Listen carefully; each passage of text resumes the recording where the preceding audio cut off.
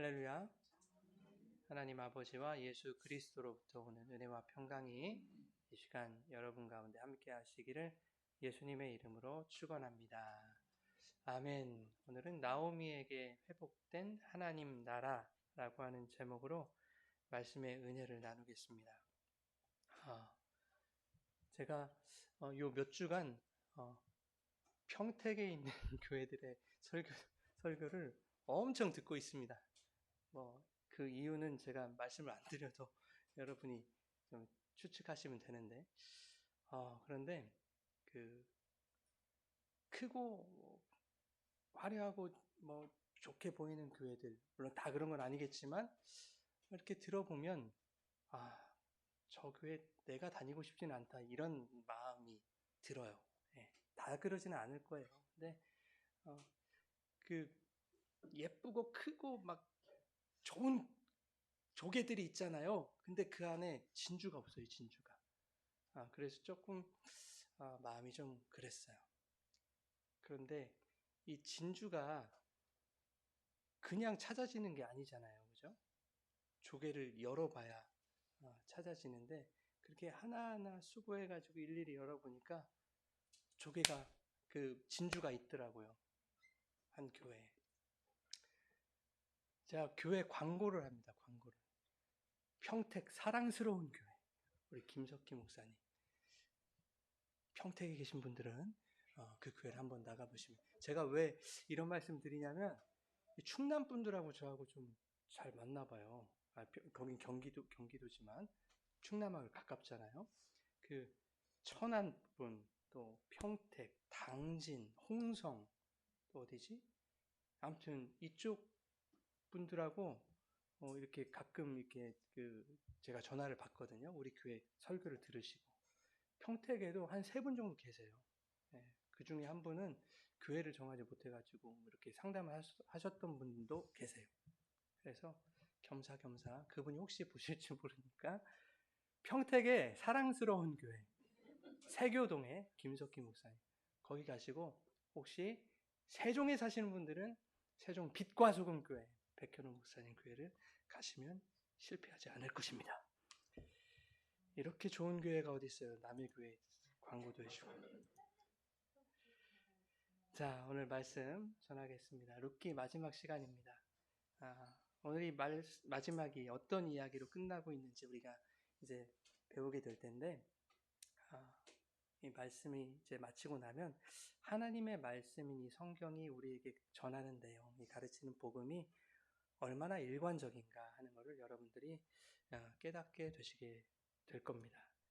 여러분 성경의 주제가 뭐라고 했죠? 성경의 주제 여러 가지가 있어요.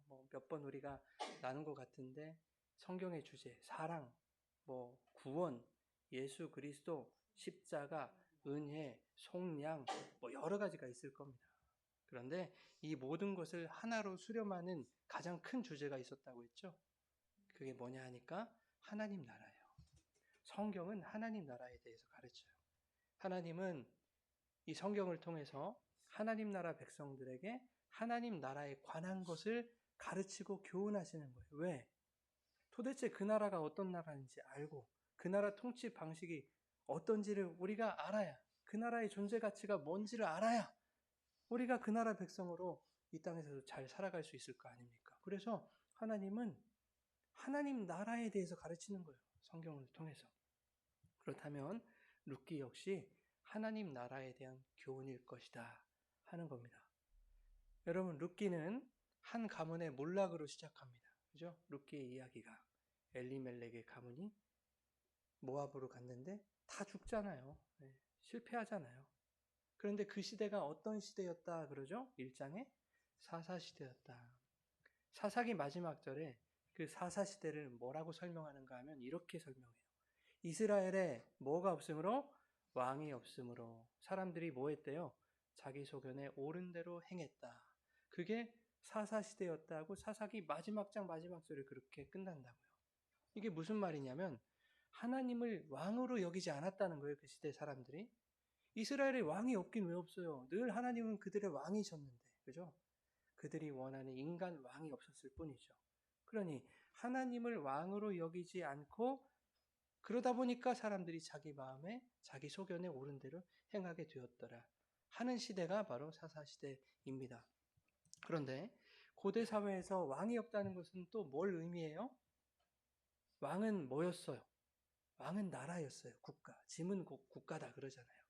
그래서 조선시대 나라님 나라님 이렇게 한 거 아닙니까? 그러니 왕이 없다고 여기는 그 백성들에게 국가관이라는 것이 있을 리가 없겠죠. 우리 나라 뭐 이런 게 어디 있겠어요. 그죠? 왕이 없는데. 예. 그런가 하면 왕이 없다는 것은 뭐가 없다는 거예요? 통치자가 없다는 거예요. 다스리는 주체가 없다는 거예요. 통치자가 없다고 여기는 백성들이 누구 말을 따르겠습니까? 누구 말을 따를 사람이 없죠. 그러니까 자기 마음과 자기 생각대로 사는 겁니다. 자기 소견대로 옳은 대로 그렇게 살아가요. 그런데 내 뜻이어라, 내 소견이 맞아 라고 생각하며 살아가는 사람들끼리 서로 부딪히는 일들이 발생하겠죠. 왜? 자기가 다 맞다고 생각하니까. 그럼 그때는 누가 이겨요? 목소리 큰 사람이 이겨요. 목소리 큰 사람이. 힘센 사람이 이긴다 그 말입니다. 그 힘의 논리가 다스리는 약육강식의 시대가 바로 사사시대였다 하는 거죠. 하나님이 이러한 사사시대에 반복적으로 행하시는 일이 뭡니까? 반복적으로 뭘 행하셨어요? 사사를 보내셔가지고 어려움에 처한 이스라엘을 구원하시더라. 계속해서. 이스라엘 백성은 뭐 했어요? 그렇게 구원해 주시면 또 배교하고 또 힘들어지면 하나님 도와주세요 빌면 하나님께서 또 사사를 보내시고 배교하고 구원하시고 배교하고 회개하고 하기를 반복했단 말이죠. 그런 이스라엘을 포기하지 않고 하나님이 사사들을 보내셔서 이스라엘을 구원하신 이유는 뭘까? 하나님을 왕으로 인정하고 그분의 다스림 안에 있을 때 구원이 임한다는 것을 가르쳐 주시는 거예요. 자기 소견에 따르고 세상의 논리를 따르는 길에는 멸망밖에 없다라는 것을 교훈하시는 거죠. 하나님이 택하신 이스라엘은 세상의 힘과 권세 그 논리에 따르는 것이 아니란다. 하나님의 통치와 다스림을 받아야 한단다 하는 것을 가르쳐 주시는 겁니다. 하나님의 백성은 이 세상 속에서도 세상 나라를 살지 말고 하나님의 나라를 살아야 되느니라 이것을 반복적으로 가르쳐주고 계셨던 것입니다. 그러나 이스라엘은 끝까지 뭐 달라고 했어요? 왕을 주십시오, 왕을 주십시오 그랬죠? 인간 왕을 주십시오. 하나님, 다른 나라를 보니까요, 인간 왕들이 있던데요? 그런데 왜 우리나라만 없습니까? 우리에게만 없습니까? 그 나라들처럼 우리에게도 인간 왕을 주십시오. 왕이 없으니까 다른 그 외부 세력들이 우리를 잡아먹을 듯이 그렇게 우리를 겁주지 않습니까? 이러다가 우리나라, 우리 민족 무너지면 어떡합니까? 계속 왕을 달라고 조르고 조릅니다. 그래서 하나님도 결국 사무엘 선지자를 통해서 사울을 이스라엘의 초대 왕으로 세우게 하십니다. 그런데 그 결과가 어땠어요? 사울이라는 사람이 처음에는 어때요? 신실한 왕으로서의 그 면모를 갖추어 가는가 싶더니 나중에는 교만해지죠. 자신의 그 힘과 권세, 왕권을 가지고 부정한 일들을 막 해야 한다고요. 자기 사위였던 다윗을 못 잡아 죽여서 안달이 나요. 그죠? 그렇게 교만해진 사울은 결국 하나님을 버리게 돼요. 사무엘상 15장 23절에 사무엘이 이렇게 말해요. 왕이 여호와의 말씀을 버렸으므로 여호와께서도 왕을 버려 이스라엘 왕이 되지 못하게 하셨나이다. 우리 어린이 예배 때 읽었던 말씀이에요. 백성들이 그토록 바람하지 않던 인간 왕이 하나님을 떠났습니다. 그 사울이. 이것이 교훈하는 게 뭐예요? 그거 봐라. 내가 택한 백성들이 세상 나라에 속하려고 하면 결국 이렇게 다 망하는 거다. 이거 보여주는 거거든요. 내 백성은 내가 다스리는 나라, 하나님이 왕이신 하나님 나라에 속해야 한다라고 하는 그런 교훈을 주시는 것입니다. 자, 이제 사울이 실패했으니까 하나님은 더 이상 인간 왕을 세우시지 않아도 되는 거 아니겠습니까? 이스라엘에 자 봐라. 너희가 그렇게 졸라대서 인간 왕을 세워놨더니 자기 왕권 이용해서 못된 짓만 행하다가 결국은 하나님도 버려버리고 비참한 결말을 맞이하지 않았냐.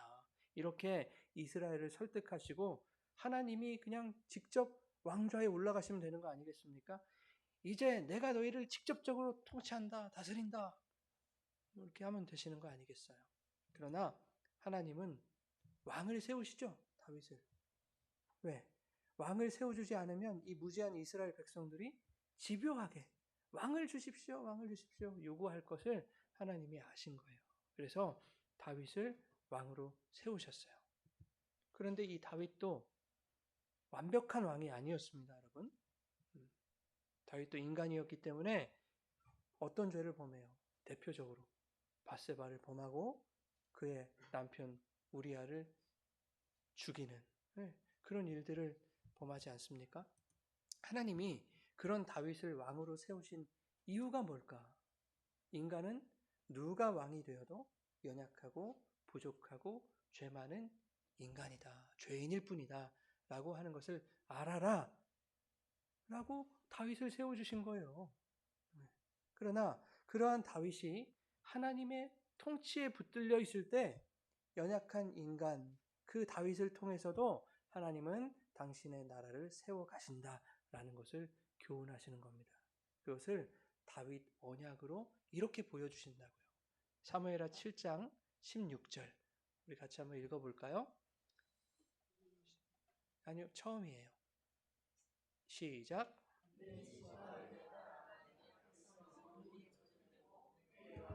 영원히 견고하리라 하셨더라. 예, 이게 하나님이 다윗과 맺으신 언약이거든요. 너의 나라가 영원히 보존되고 너의 왕위가 영원히 견고할 것이다. 사람의 나라, 사람의 왕위가 어떻게 영원히 견고할 수가 있습니까? 어떻게 영원할 수 있어요? 모든 사람을 다 죽을 것인데. 그래서 하나님이 이렇게 말씀하신 거예요. 너의 나라와 왕위가 누구 앞에서? 내 앞에서, 하나님 앞에서 영원히 보존되고 견고할 것이다. 그 나라와 왕위는 하나님의 통치 안에 있다. 라는 것이죠. 즉 다윗의 가문으로 이어지는 그 나라와 왕권은 본디 하나님 나라와 그분의 왕권이었다라는 것입니다. 그 나라와 왕권을 다윗의 혈통을 통해서 이어가시겠다 하는 거예요. 누구까지 이어가시겠다? 예수 그리스도까지. 그래서 그 예수님이 이 땅에 하나님 나라로 오신 거예요. 룻기는 사사시대의 영적 암울함을 대표하는 몰락한 한 가문이 어떻게 회복되는지를 보여주는 이야기입니다. 그리고 그 회복의 궁극적인 의미가 다윗의 나라를 견고히 세우시겠다는 그 하나님 언약의 성취라는 것을 우리에게 가르쳐주고 있는 거예요. 2장 마지막에 모압에서 나오미가 이렇게 돌아오잖아요. 돌아왔을 때 나오미가 뭐라고 해요? 나는 나갈 때는 풍족하게 나갔는데 하나님께서 비어 돌아오게 하셨다 그러거든요. 뭐가 비어 돌아온 거예요? 남편 죽고 자식 죽고 탈탈 털려서 돌아왔다. 그러니 사람들아 나오미가 돌아왔다 하지 말고 그냥 마라가 돌아왔다 이렇게 얘기해줘라. 자기 이름이 기쁨과 환희였는데 그 나오미라고 부르지 말라는 거예요. 그럴 기분도 아니고 그럴 자격도 없는 것 같고 그러니 쓰디 쓴 그 고달픈 그 이름 마라로 불러달라. 그런데 베들레헴에 돌아온 시기가 어떤 시기였어요? 추수 때였잖아요. 추수 때.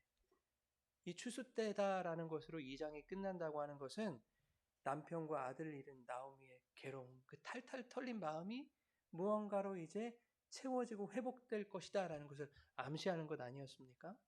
그것이 오늘 본문에서 한 아들로 성취되고 있는 거예요. 자, 13절부터 14절 읽겠습니다. 시작.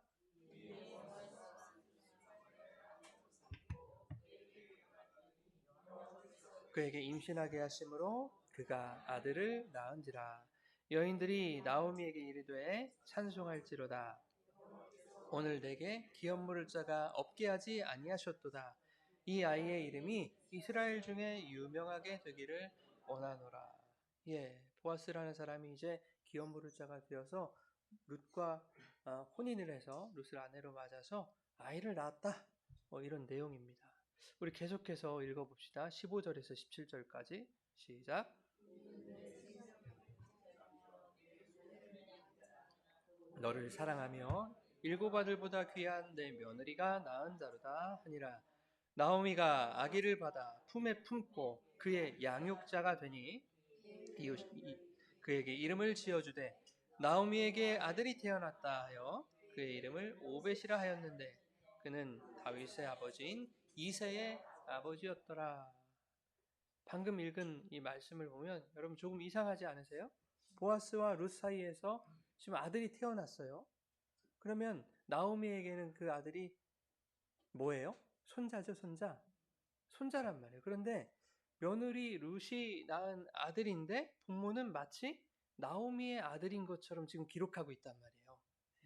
16절에 나오미가 그의 양육자가 되었다 이렇게 말하고 있는데요. 이것은 아들로 삼았다라는 뜻이에요. 양자로 삼았다. 17절에도 사람들이 그 아이의 이름을 오벳이라고 지어주면서 그 여인들이 뭐라고 합니까? 나오미에게 아들이 태어났다 그런단 말이에요. 룻에게 태어난 게 아니에요. 나오미에게 태어난 거예요, 아들이. 그런데 이 오벳이, 이 아들이 누구인가 봤더니 다윗의 할아버지더라. 다윗의 할아버지더라. 그리고 룻기 마지막 구절이 어떻게 끝나요? 우리가 오늘 읽지는 않았지만 오벳은 이새를 낳고 이새는 다윗을 낳았더라로 끝나고 있는 것이죠. 그러니 룻기는 몰락한 나오미의 가문을 다윗의 집으로 세우시는 하나님 나라의 회복 이야기인 것입니다. 그런데 그 일이 하나님께서 그 당시에 즉흥적으로 행하신 일이 아니라는 거예요. 룻의 그 시대에 이거 룻이 불쌍하니까 내가 이 집을 골라가지고 그래 요 집이다. 요 집을 택해가지고 그렇게 하나님의 일들을 하신 것이 아니라 창세전부터 계획된 하나님의 언약대로 신실하게 실행되고 있는 과정이었다 그 말이에요. 룻을 통해서, 나오미를 통해서, 보아스를 통해서 우리는 흔히 룻기의 주인공을 며느리 룻이라고 생각해요. 하지만 룻기의 핵심은 나오미의 회복에 있어요. 나오미의 회복. 남편과 두 아들을 잃은 나오미에게 아들이 생겼고 또 그 아들을 통해 몰락한 가문이 다윗의 집을 세우는 통로가 되어지는 하나님의 언약이 성취되는 온전한 회복의 이야기가 바로 룻기입니다. 그런데 그 일에 나오미가 한 일이 있어요, 없어요? 나오미가 한 일은 없단 말이에요. 그냥 탈탈 털리고 돌아왔을 뿐 나는 고통스럽다. 나는 힘들다. 내 이름은 이제 말하다. 나는 희망이 없다. 이런 상태로 그냥 돌아왔단 말이죠.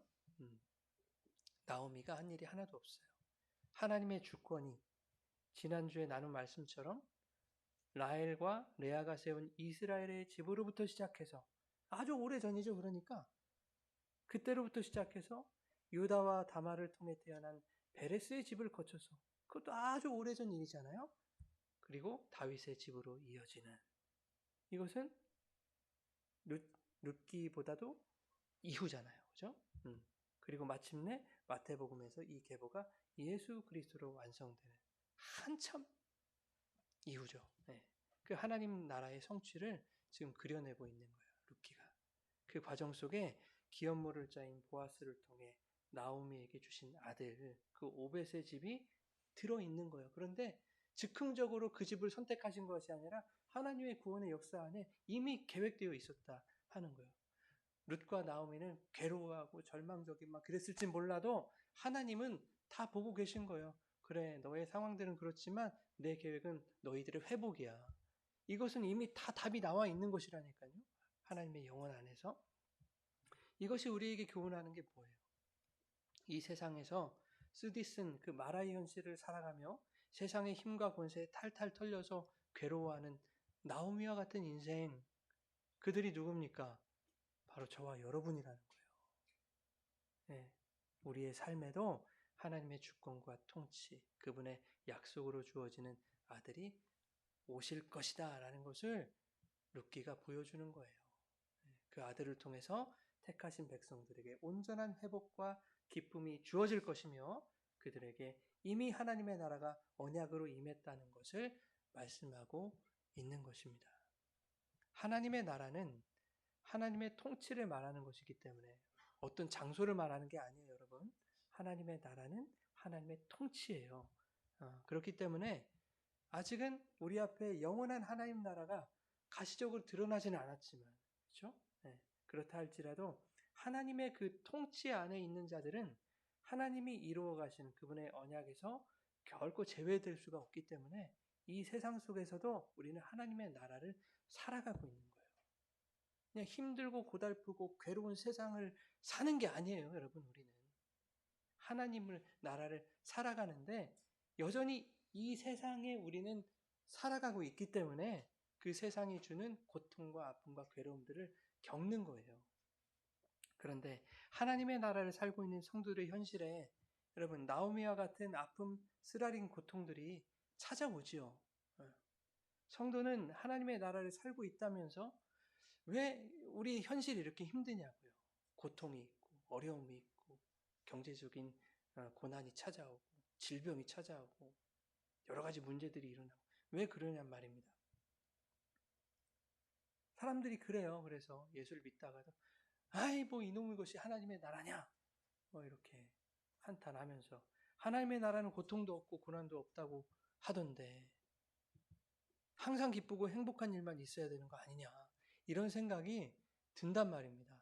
예수를 믿으면서 맞아요. 장차 예수님이 의로우신 재판장으로 임하셔서 이 세상을 심판하실 그 마지막 날에는 여러분이 알고 계신 여러분이 소망하고 기대하신 그 완전한 하나님 나라, 그 천국이 우리에게 가시적으로 완성돼서 올 거예요. 그래서 거기에는 고통도 슬픔도 아픔도 눈물도 없어요. 그것이 맞아요. 그러나 그날이 오기 전에는 아직 우리는 이 죄악된 세상을 살고 있기 때문에 고난도 겪고 어려운 일도 당하고 하는 것입니다. 그럼에도 불구하고 그 세상 속으로 뛰어드신 예수 그리스도 안에서 드문드문 하나님 나라를 경험하며 사는 거예요. 고달프지. 이 세상이 힘들지. 이 세상이 죄악으로 찌든 세상이라서 여기는 고통이 있어. 아픔이 있어. 얼마나 힘드니. 근데 내가 그 세상 속으로 하나님 나라를 들고 들어갔잖니. 그러니 내 안에 들어와서 하나님 나라 그 풍성함을 경험해 보렴. 그렇게 예수님이 이 땅에 오신 거라니까요. 그래서 우리는 이 고통스러운 세상에서 힘들어 하면서도 그 주님께 우리의 시선을 돌릴 때, 아, 맞아. 저분이 우리 안에 위로로 오셨지. 저분 안에서 우리가 승리할 수 있지. 그렇게 우리가 마음을 다잡고 천국을 경험하게 되는 거예요. 이 세상이 주는 고난과 아픔 속에서도 이것을 온전히 회복하실 하나님의 언약이 고난의 현실을 살아가는 우리의 삶에 중단되지 않았음을 지금도 하나님께서 창세전부터 약속하신 그 일을 우리 안에서 지금도 신실하게 행하고 계신다는 것을 믿으며 살아가는 것이 여러분 하나님 나라를 살아가는 거예요. 오벳의 이름이 섬기는 자라는 뜻이거든요. 종이라는 뜻이에요. 이 땅에 죄인들을 섬기기 위해서 종의 형체를 가지고 내려오신 분이 누구예요? 예수님이죠. 그런 근본 하나님이셨다니까요.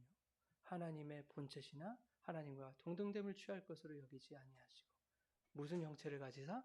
죄의 형체를 가지사 이 땅에 내려오셔가지고 뭐 하시기까지?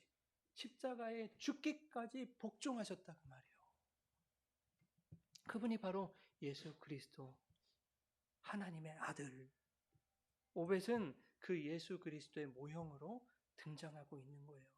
그래서 그 오벳이 나오미를 위로하는 겁니다. 오벳이 나오미에게 어떤 존재인지 우리가 알게 되면 오벳이 그리스도의 모형으로 등장했다는 것이 더욱더 선명하게 이렇게 드러날 거예요. 15절 같이 한번 읽을까요? 시작.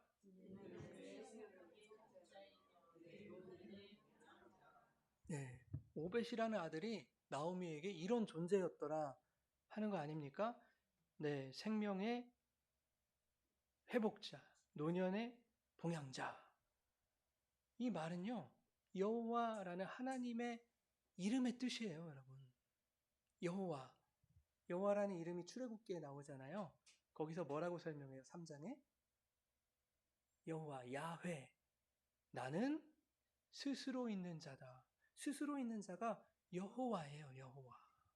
자, 하나님이 스스로 있다는 건 뭐예요? 그분이 생명의 근원이라는 거예요, 생명의 근원. 스스로 있는 자가 지금 이 생명체들을 다 만드셨을 거 아니에요.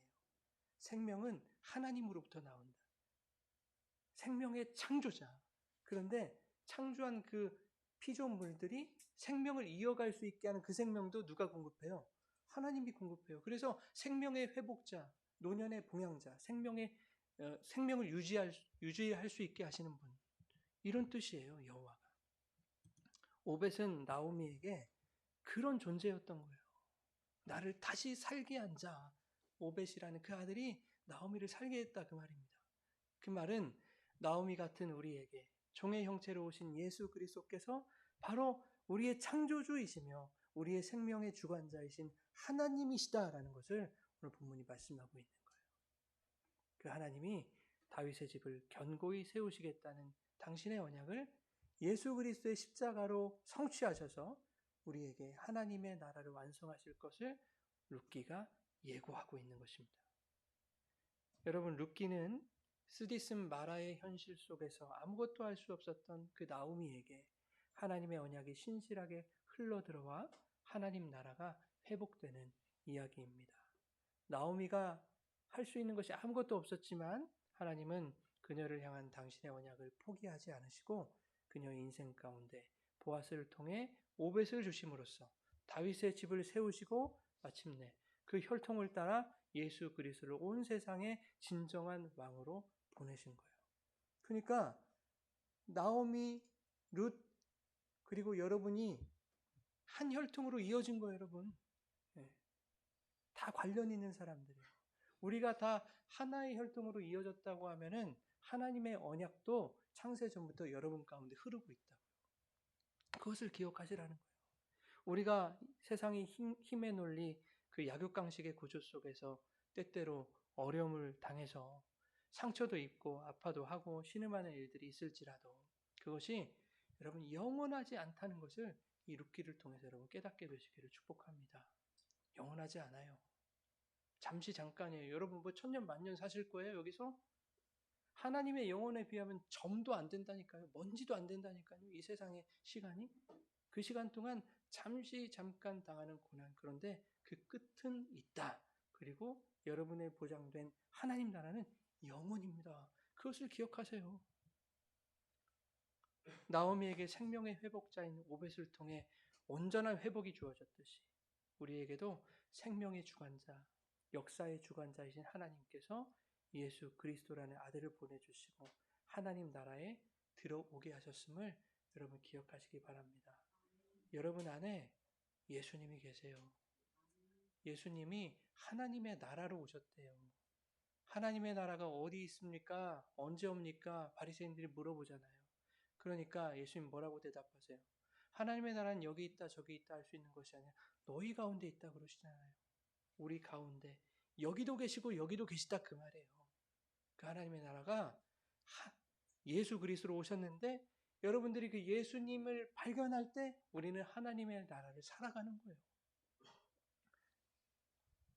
여러분 이제 우리가 함께 찬양을 부를 텐데요. 이 찬양의 가사를 좀 깊이 생각해 봤으면 좋겠어요. 예수 나의 좋은 치료자라는 찬양인데 가사가 이래요. 그의 눈이 머무는 곳은 나의 슬픔과 고통. 우리가 힘들 때 하나님이 날 버리신 것 같잖아요. 왜 나 신경도 안 쓰시나? 하나님이시라면서 사랑하신다면서 왜 나를 방치하시나? 이렇게 생각하지만 그게 아니라는 거예요. 하나님의 눈이 머무는 곳은 우리의 슬픔과 고통이래요. 조금만 더 버텨. 영원하지 않아.